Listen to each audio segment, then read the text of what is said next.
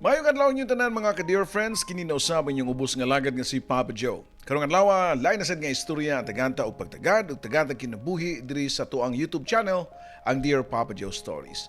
Kung ikaw wala pa maka-subscribe, yes, ikaw nga nagtan-aw nga wala pa maka-subscribe, please subscribe para matabangan ninyo nga mo-grow pa ang atuang YouTube channel.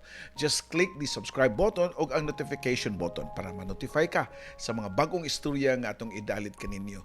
O sa inyong pag-subscribe, mas ganahan pa ta mo basa, mas ganahan pa ta nga muhatag og kinabuhi o mo-inspire sa atong mga kaigsunan diha. And by the way, kung nangita sa mo sa mga daan na itong mga istorya, inyo sa na makaplagan sa Katabi with Ate Gems. I-follow, i-subscribe, and click the notification button para madungog ninyo ang mga repurpose nato nga mga istorya nga wa na ninyo makaplagi niining ato ang YouTube channel karon. And karong adlaw, istorya sa usa ka seaman ang ato ang tagaan og pagtagad. I'm sure di ka makarelate na to diya nga mga OFWs o mga seaman nga nagalantaw sa tuang YouTube channel. So dito maglangay og aniya na ang istorya sa tuang sender. Diri lang sa Dear Papa Joe Stories. Oh dear Papa Joe, tagapayo ng puso.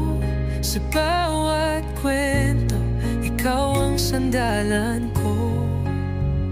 Sa pag-ibig, sa sakit, sa pangarap at saya, ikaw ang tinig ng bawat nag-iisa.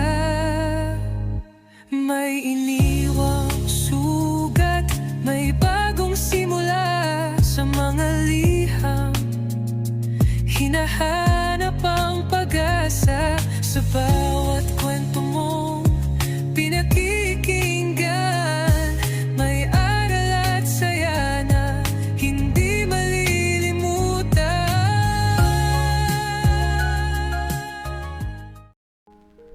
Ang ato ang sugilanon karon naguluhan og Juan Seaman. Dear Papa Joe, mayong adlaw nimo og tawagan lang ko sa akong pangan nga Juan or John. Dili John the Baptist kundi John the Seaman. Dugay na kung paminawan nimo sa radyo Papa Joe sukad pa niya tong high school pa ko. Dugay na po ko gusto nga magpadala sa akong istorya pero wa pa man ko makalugar og suwat sa akong kaagi. Pero maayo na lang pod, basin gituyo sa kagayunan kay timely ra pod kaayo ang panahon karon ug basin pa di ay makahatag ko og mga pagtulunan sa mga tawo nga nagatan-aw karon. Kini akong istorya akong gisuwat sa pamasin nga makuhaan og leksyon sa mga aspiring nga mga seaman diha or mga OFWs nga sama nako. Sugdan nako ang kong pagsaysay sa akong istorya niadtong tuig 2007. Gipadala ko sa akong mga ginikanan sa Cebu, sa Minglanilla, to be exact, para adto mopadayon sa akong pag-eskwela. Sa lugar nga nadak-an manggod kay walay eskwelahan. Ang among pamilya matawag og isang kahig, isang tuka. Ang trabaho sa akong amahan kay usa lang ka mananagat. Kung di makapanagat, or bisan og managat pero way kuha, wa po may makaong sudan. Nagdako ko nga nakasaksi sa pagtamay sa mga tao diri kanamo. Kay lagi, pobre mi kaayo, Papa Joe. Akong amahan na wa makaeskwela, di ka mao mobasa. Pero pakwintaha, bisan og pila pa na kalibo, di abtan og 1 minute mahuman dayon na niya. Sa diyang nag-eskwela na kong high school sa Minglanilla, dili sayo ang akong kinabuhi kay tungod sa kalisod sa akong mga ginikanan. Naningkamot ko gakua. Ako mo'y nigasto sa akong kagalingon ug para makakwarta ko every Friday mo half day ko sa akong klase para makauli sa probinsya aron managat. Unya ibaligya nako ang akong mga kuwang isda, unya ang akong halin mao'y akong tigumon ug dadon nako sa syudad ug mao'y akong gastuon pang baon-baon sa eskwelahan ug uban pang gamitunon para sa pag-eskwela. Maayo man unta sa una kay daghan pa kayong isda ang kadagatan. Di pareho karon nga ang mga mananagat nihit na kayo og kuha. Ang ako pong papa mao gihapon ang iyang pangita. Ang pagpanagat gamit ang bukbo o pangal or panggal. Kami mga pobre ra siguro makarelate nga lahi gyud ang pagtatar sa mga tao sa taas. Kada ba murag nakaminus og maka-look down. Kana mo ay hinungdan nga imbis mawad-an ko gana, mas gidubli nako ang akong paningkamot kay gusto nako nga i-prove ngadto kanila nga bisan og publiko humanon nako ang pag-eskwela. Kung di ko makauli sa probinsya aron managat, adto ko sa ihawan sa baboy.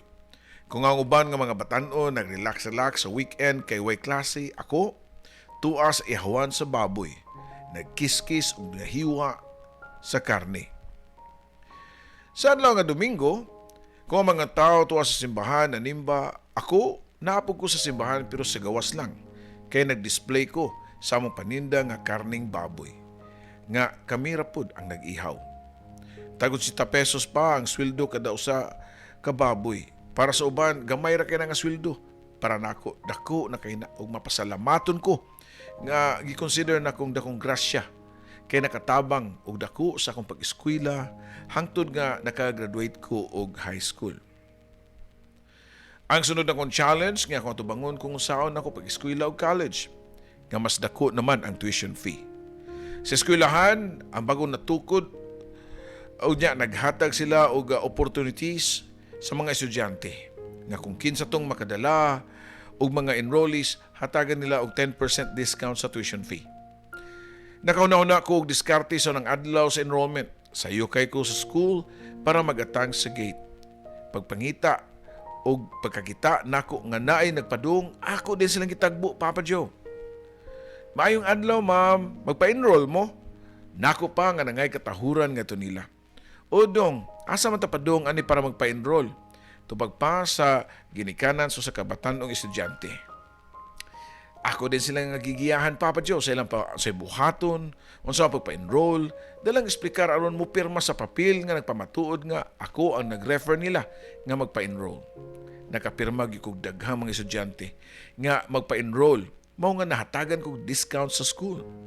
Pero mao lagi na, medyo na konsensya ko kay di baya gyud to akong dala ang mga tao. Gisugat raman to nako sila sa gate. Pero unsaon man nga mao man siguro na gitawag og survival. Mo diskarte para malibre, Papa Joe. Samtang nag-eskwela ko college, magubanan pod og dakong panagatan.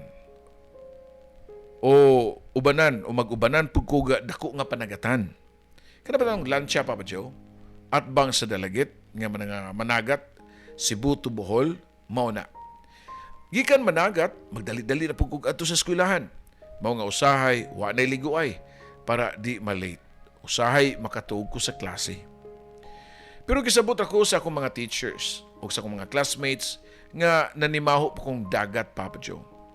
Pag second year na ako, nakaila na ako ang usa ka gwapang dalaga nga si Vina. First time na ako nakitaan si Vina sa usa ka birthday party. Pareho yung duha nga imbitado pero ako nagpadaplin lang.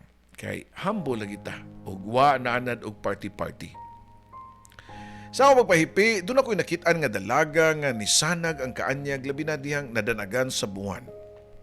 Kagwapa niya. Gamay og naong unya singkit ang mata. Wa na ko nauwaw og niduol ko.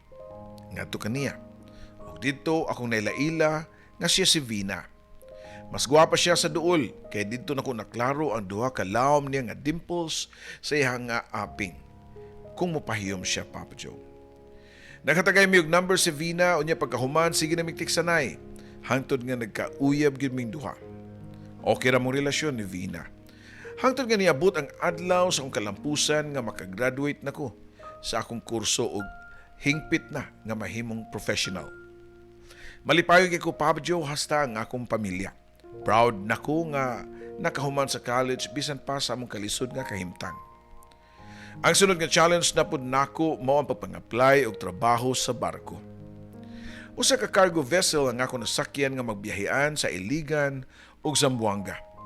Kay ang karga wholesome cement man, Papa Joe. Sa akong pag-inter-island walay sweldo, allowance ra tag 900 per month. Dito ko nakaingon nga sa akong kagulingon nga di pud sayon ang akong kurso pagkasiman. Murag panganre nindot in town. Nindot paminaon pero wa masayod nga matuga sayon ang trabaho nga kay pagkangan nga siman o magtuo sila nga sayon pero dili, Papa Joe. Wa mi tulog Permi na binamaguba ang makina, unya dapat kamaw ka makisama sa imong mga kauban sa barko. Kay syempre, wa kay kapaingnan. Naramos to sa kabarko. Kung di ka kamaw makisama, na chances nga libakon kanila or ibuli. See? Naagya po ng bullying bisan og dagko na mo sa trabahoan, Papa Joe. Para nako pinaka-importante gyud nga makisama sa barko. Ug mao na yung gibuhat, mao nga daghan kog amigo ug ako gani ang paborito sa mga chief engineer. Inigdunggo kada port mo stay og 2 weeks sa yuta mao nga makalugar mi gawas-gawas para maglingaw-lingaw. Magtagay ra gyud ang amo ang madali nga kalingawan. Pirmi ko lang librehon kay wa pa man ko'y kwarta. 900 ra nga akong allowance kada buwan. Usa sa akong ambisyon nga makasakay og international nga barko para matawag na gyud ko nga legit nga seaman, Papa Joe. Pero lisod man lagi kay wa ko'y backer. Pero nisali ko sa Ginoo nga di ko niya pasagdan.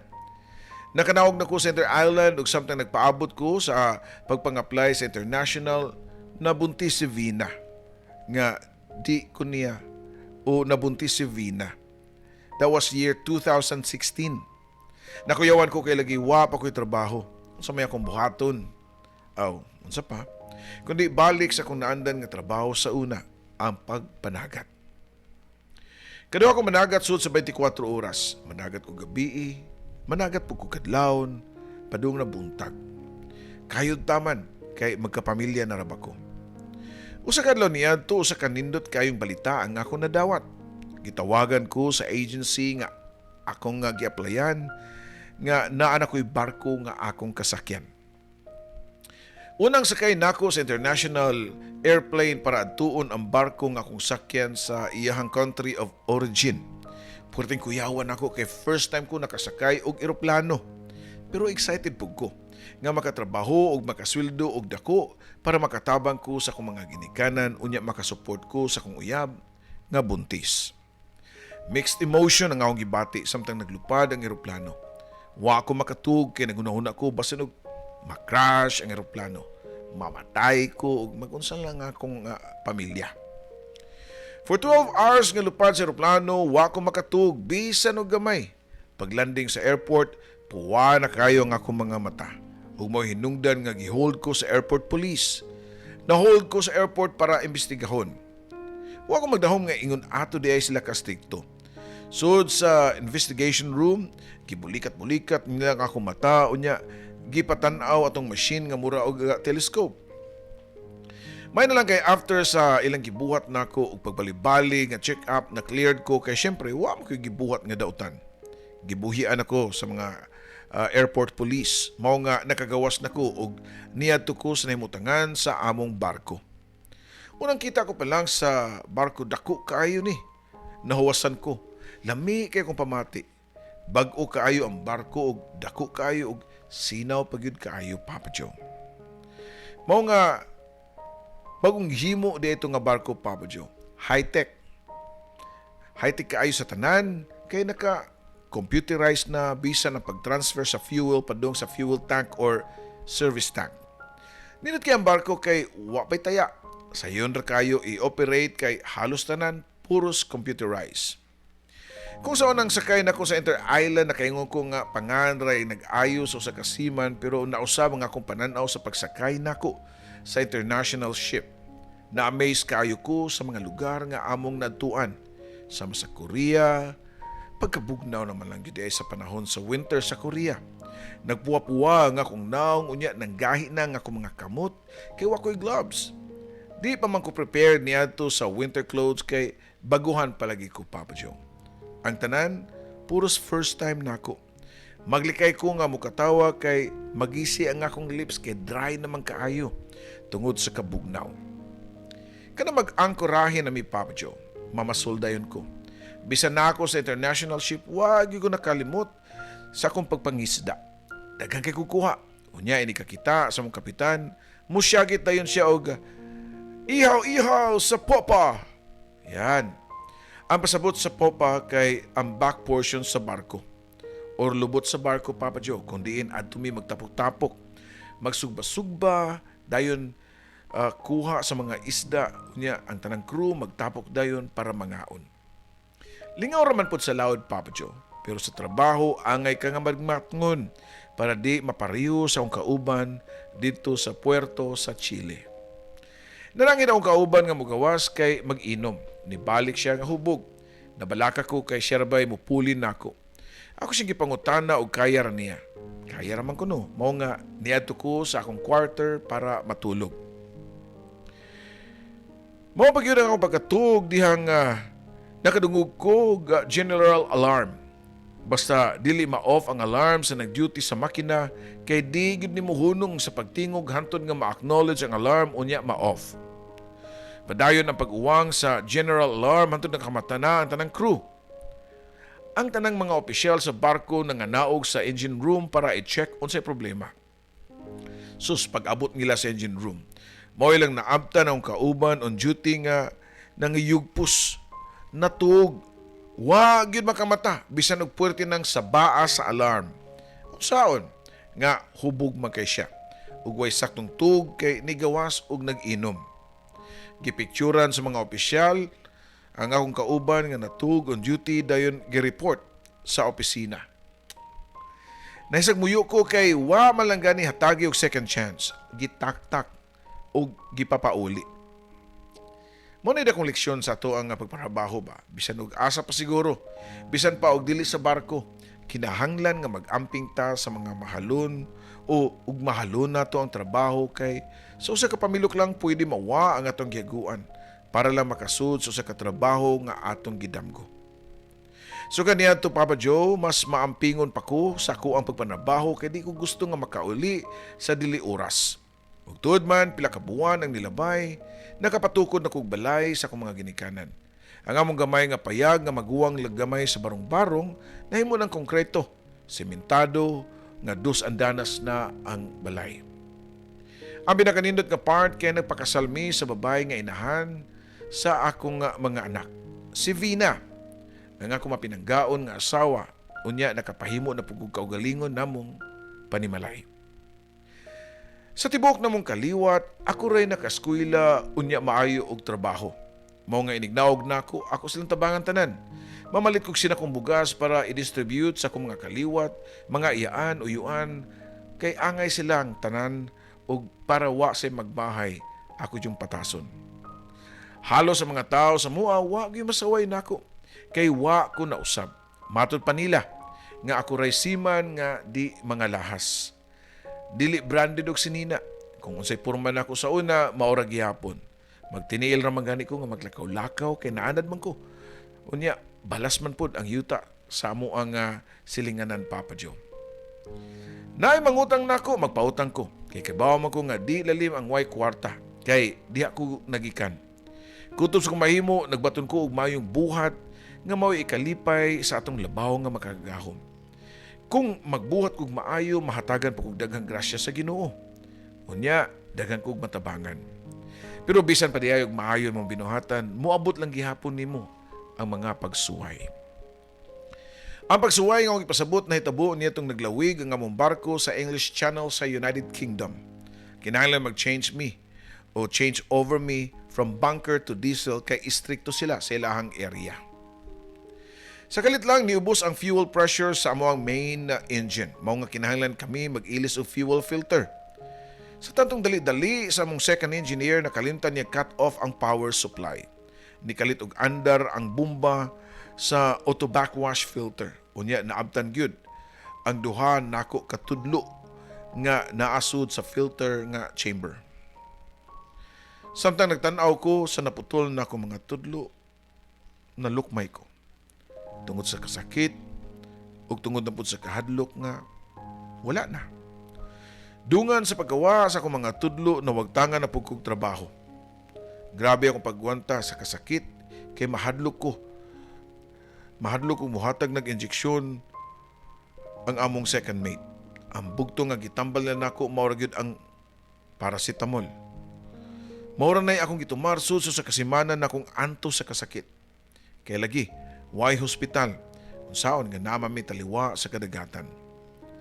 Pinakaduol nga port mao ang Russia. Nidunggo ang among barko para madala sa hospital o madala ko sa hospital, Papa Joe. Na timing ra ba nga kasagsaganto sa gira niya itong panahon na sa Russia o Ukraine.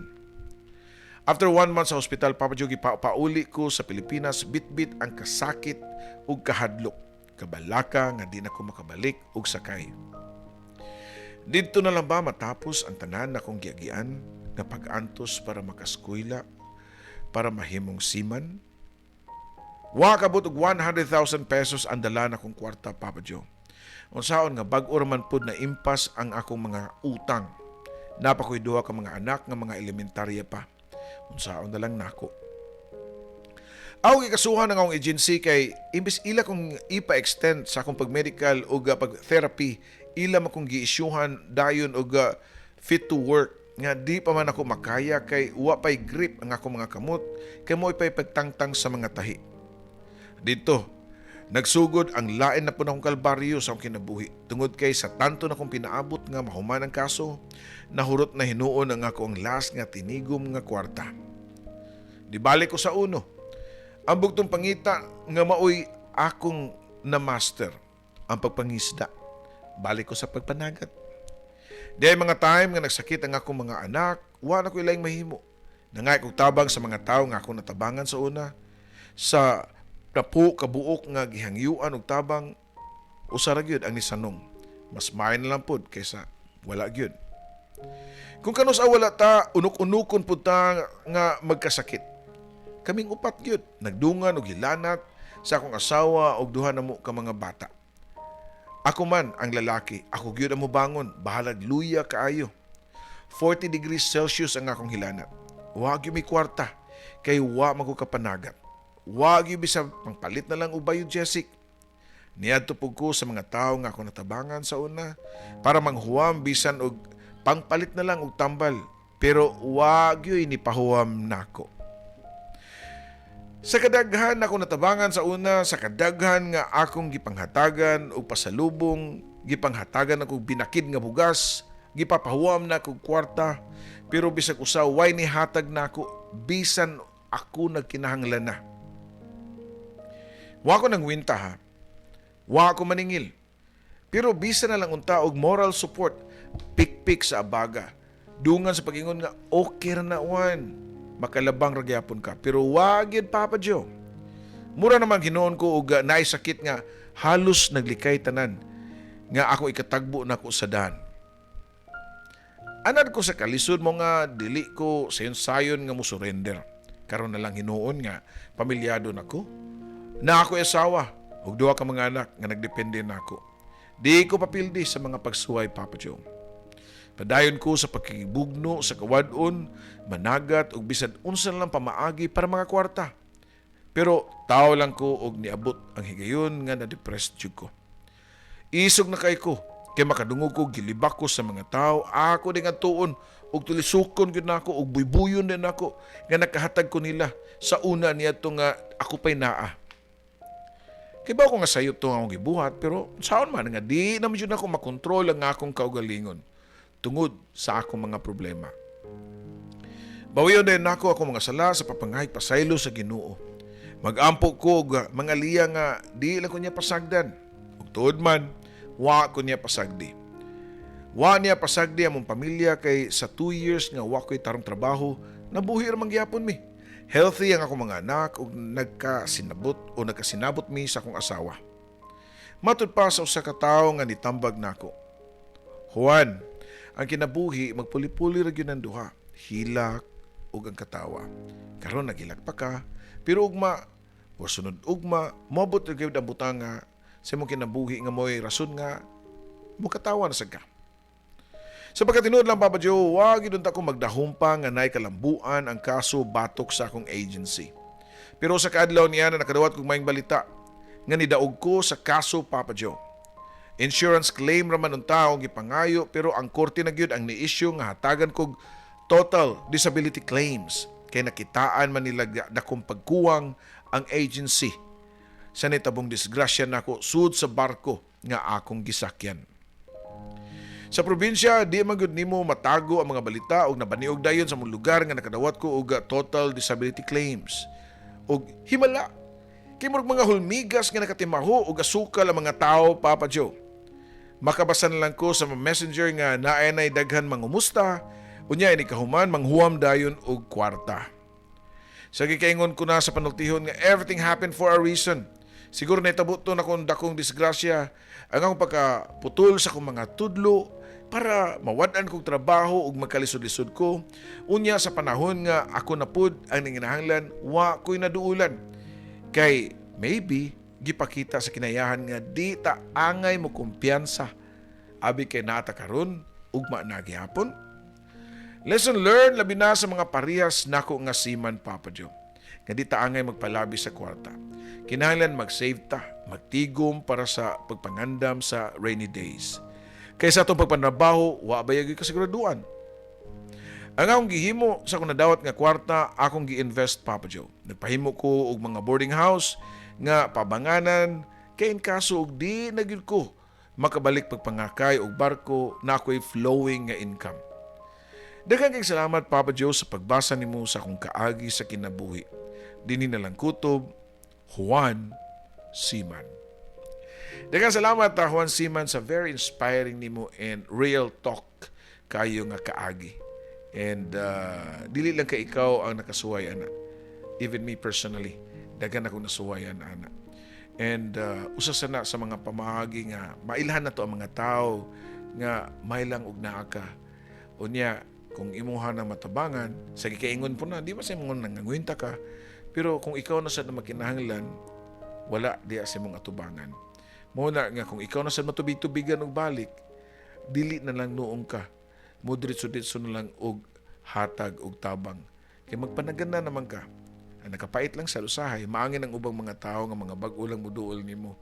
Kaya ma-generalize man nimo, but we cannot blame ourselves. Kaya tao raman ta. But sa imong gibuhat, inaot pa nga imuha lang gyapon nga mapadayon ang imong pagkamayong tao.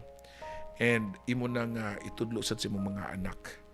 So again, I hope sa mga nagtanaw nanto diha, mga OFWs, mga seaman, no need nga kinahanglan gid mo nga magpabungga para i-validate mo sa inyong mga kaigsunan sa mga kasilinganan para mapamatud-an kung unsa inyong naabot sa inyong kinabuhi. Kaya ang importante, ang mga tao nga nagpalibot nimo nga nakasabot ug nidawat sa inyong pagkakamo. Daghang salamat kini na usab ang inyong ubos nga lagad, Papa Joe.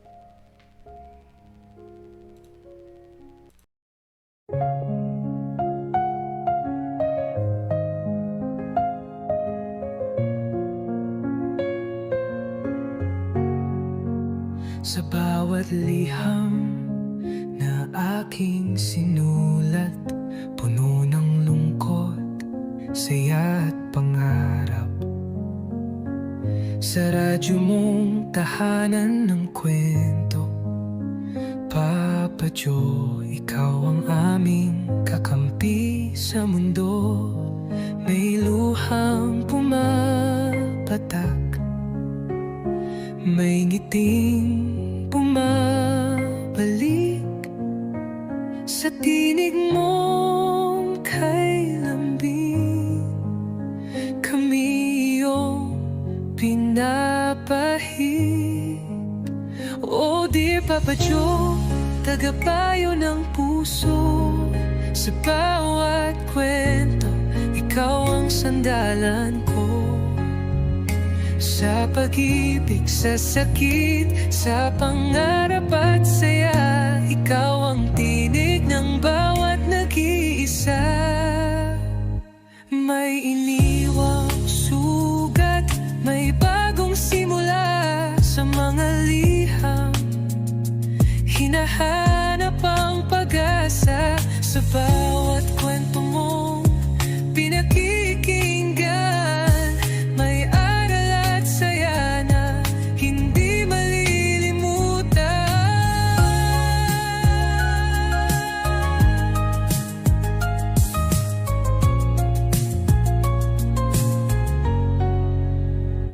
May iniwang sugat, may bagong simula sa mga liham. Hinahanap ang pag-asa sa bawat kwento mong pinakikinggan. May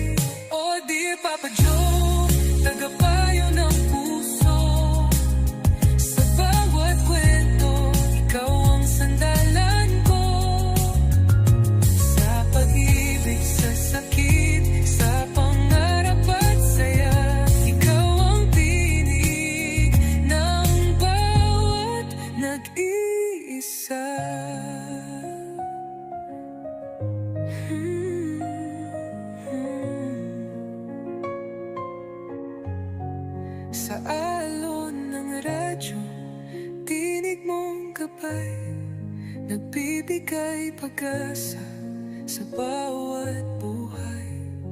Kahit saan man kami dalhin ng mundo, ikaw ang kaibigang laging nandyan, Papa Joe. Oh dear Papa Joe, aming kaibigan, salamat sa kwento mong walang katapusan.